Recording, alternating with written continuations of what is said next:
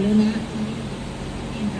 Dejar el sonido a los profesionales, porque escuchar cómo suena esto de mal. Mirad. Ellos, viva Suecia.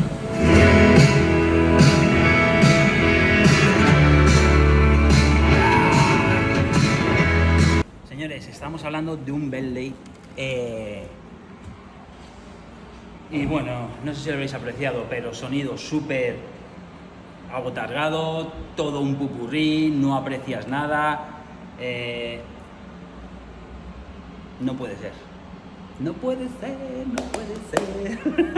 Bueno, total, Bentley no puede sonar así, dejar el sonido a los profesionales, la deficiencia tan grande en calidad de sonido.